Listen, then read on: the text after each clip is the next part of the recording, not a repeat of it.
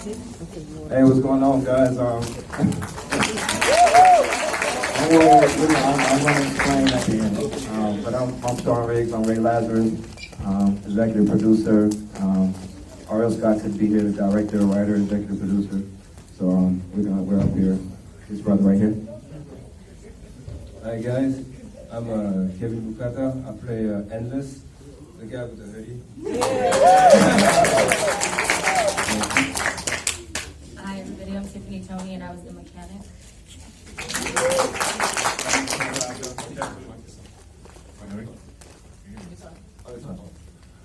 My Detective Silva, and I'm also one of the co-producers. Oh, yeah.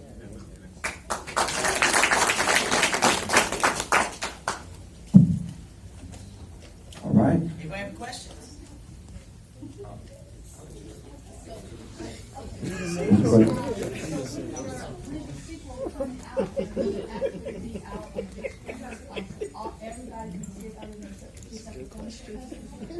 Well, that's what we're also working on for this too. You know, we're doing a film festival route just to get more buzz about it and get, reaching certain demographics. But yeah, for part two, the same thing. We're just gonna keep getting bigger and better with it. But it's so much more that RL has been creating. It's a whole universe that he's building. So that's what this end credit scene is all about. So it's just building characters of color that he envisioned from a long time ago. He studied heavily in martial arts, wushu, but when he saw this, he's from Brazil.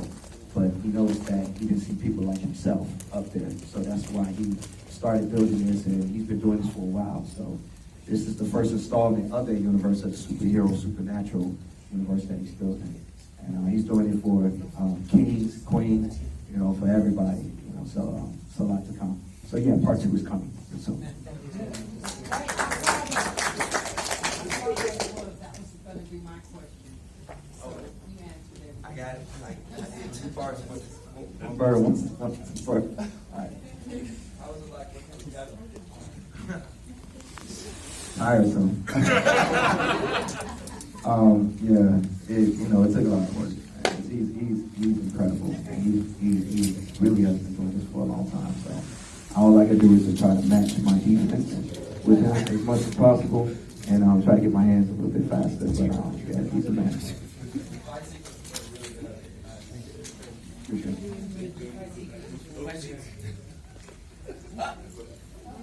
In the dark. Is there anything you guys didn't understand or would like to explain more about the movie?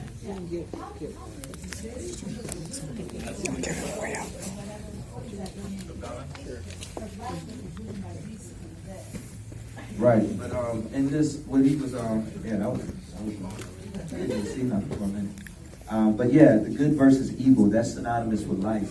That there's always some type of balance when it comes to the conflicting things that we all go through in our life to accomplish what we want successfully. Sometimes you have to kill the person inside of you to be something even more special. So we did have the innuendos, and they were like, the references to the biblical term, but it's actually just depicted from this standpoint right here. And the god was a fictional punk god. So I didn't know if you noticed the little messages from Flora, from Maya, how she was a tarot card reader, and she was pulling that out of it. So that's what it was. And now that you see him coming to life at the end, is now the balance is what they were successful in creating. They created one for the good, and now they have the one for the evil. And can't wait to see what happens with that. Any other questions? I kind of want to hear from this mile 6 in the back. I have a question. I have a question. What's your question? I enjoyed it, and I made sure I got here to see it. Have you already filmed the sequel, or is the Working on it right now. okay? Script-wise. All right. Dante, yep. Any other questions? Any other questions for guys, crew?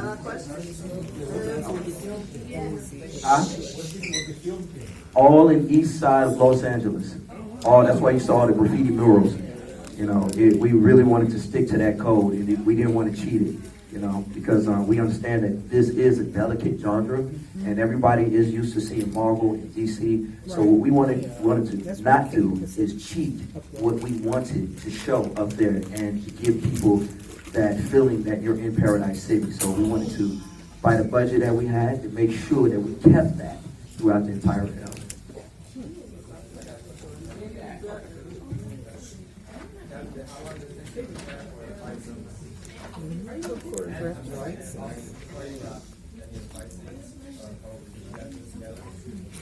Well, Aurel and I, we had a pretty, how you call it, detailed image on like what the choreography was to be like. Personally, to prepare for this role, I took about 3 months, like physically and just relearn martial arts all over. And so yeah, about 3 months. Now with the actors, we actually prepare for like 6 months, right? Yeah. Longer, yeah.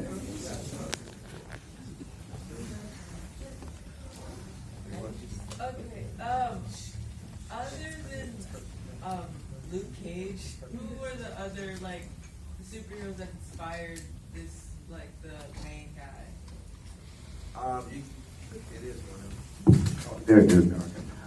All right, so you can think like Wesley Snipes, Blade, the Chronicles of Riddick. We wanted him to stay extremely dark as much as possible. But those were right along the lines, like you said, Luke Cage as well.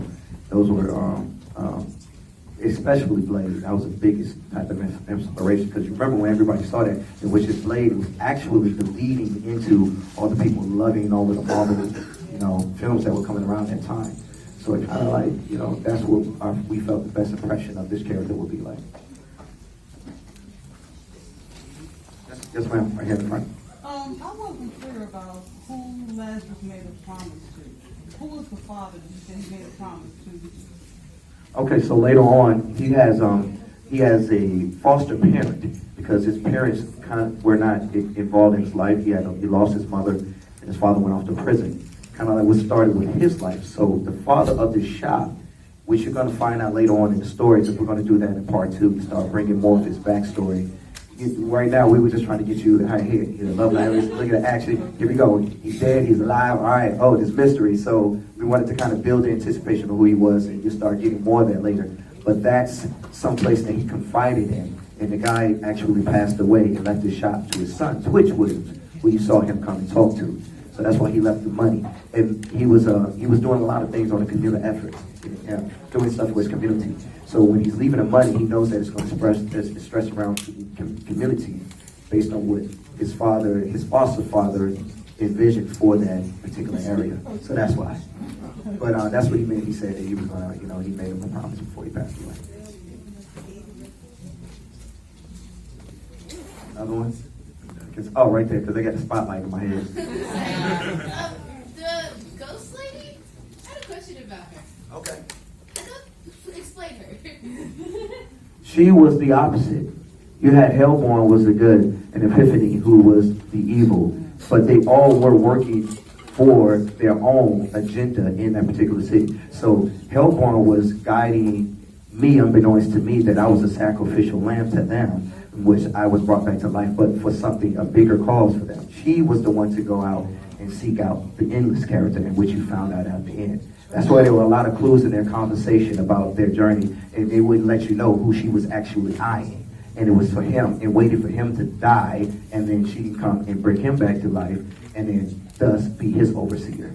So that's what you're going to see more. Okay. Let's take one more. One more in the back. Yep. I wanted to take us to do the fight scene. Yeah, the fight. Do the fight scenes? Yeah.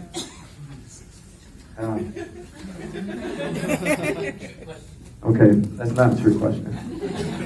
It really did take it took a while. On the set, we were good because we rehearsed.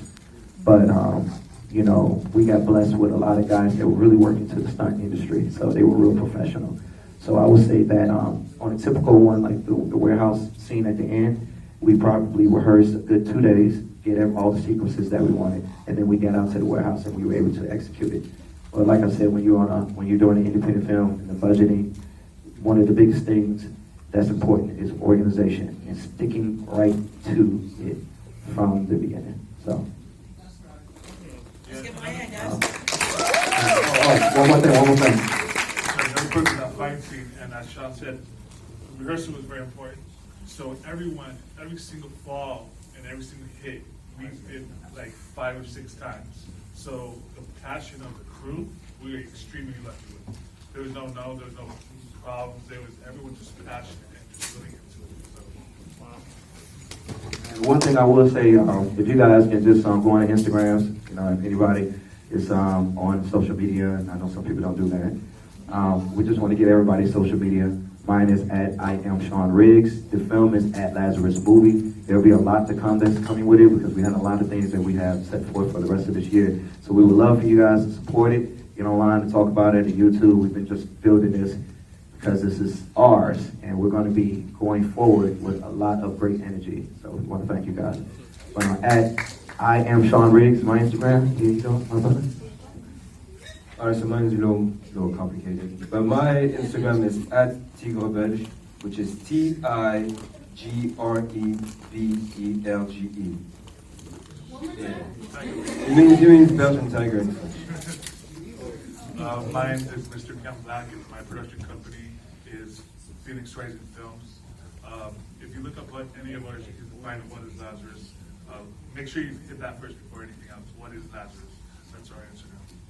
This girl is a production coordinator. I don't know why she said she was just a mechanic. She's not up here for a mechanic. She organization, a hell of a lot of help. Alright guys, I'm Tiffany Toney, and you can find me on Instagram at Tiffany_Toney, spelled TONEY_TV. And my production company is Sensory Overload Productions. Now let's give him a hand.